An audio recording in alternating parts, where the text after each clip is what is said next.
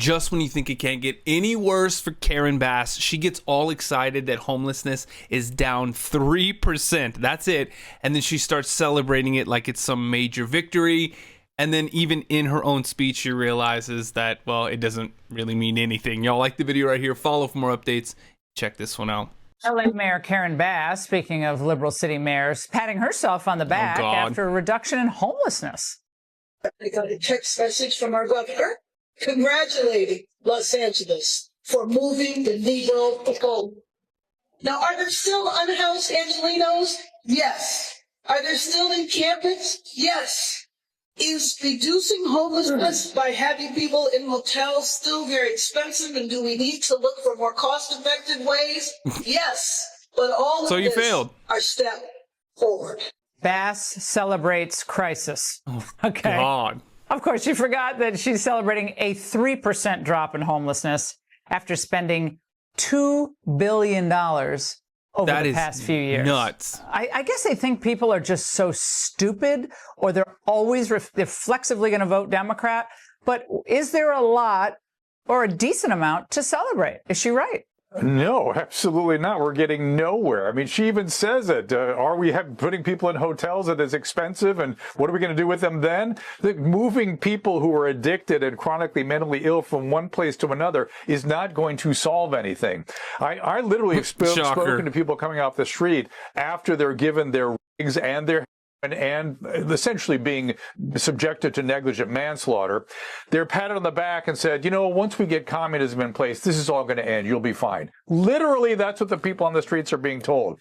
And this is being done by social workers. Now, listen, these are the most seriously ill psychiatric patients with the most serious brain diseases that the human can develop. It sends them out to the street. It kills them.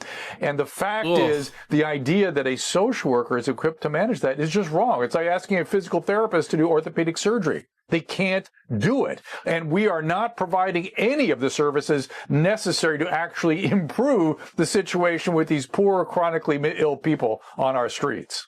How much of it is THC-induced psychosis, bipolar disorder, schizophrenia, which is then heightened by a harder use as time goes on? I mean, I know that, I think it was the Harvard study or the Journal of American Medicine study on that connection, and it's devastating. Well, you're asking a few different things, but the reality is that the concentration of cannabis is so high in what's being distributed here in California that, yes, we are seeing a significant uptick in psychotic illness. I thought that wasn't the case. I really believe that couldn't do that. Now, there's absolutely no doubt it does. It creates it in people who would not have developed it before, and it makes people with psychotic illness much worse. But I would not blame what's on the streets for cannabis.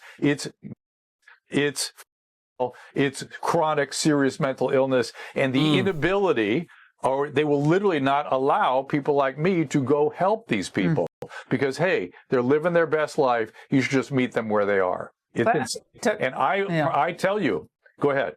Not to beat a dead horse here, but I mean, do people start on though? I mean, they don't really start like right away when they start on, right? It's usually a progression or alcohol, drugs. It is a progression. It is a progression. Actually, nicotine is usually the first drug, to be fair. But yeah, these days people get very quickly to meth, and then once the just comes in almost automatically. But let's be clear. This is what's going on the streets of my city is very close to, it's certainly manslaughter, maybe murder. And there are people 6 a day dying on our streets and still nothing done. I've talked to the people that put these folks in the houses and the hotels, and they go, yeah, we're having more results getting them into these places. But once we get them in, turns out we're not done afterwards. Oh, really? Shocking. Listen, why don't we just eliminate psychiatry and addiction medicine as a discipline and just leave it all behind and just worry about 4 walls? That'll take care of everything. And meanwhile, Mamdani back in 2020 was saying, well, he'll entertain confiscating private property as long as everyone has a home. But my point is, why are they homeless? Some people just have bad luck. That happens. But a lot of people are in serious mental health crisis. So just giving someone a place to stay does not do the trick. That was also a stunning statement by him. But Dr. Drew, we can't abandon Los Angeles either, even if some people seem to be.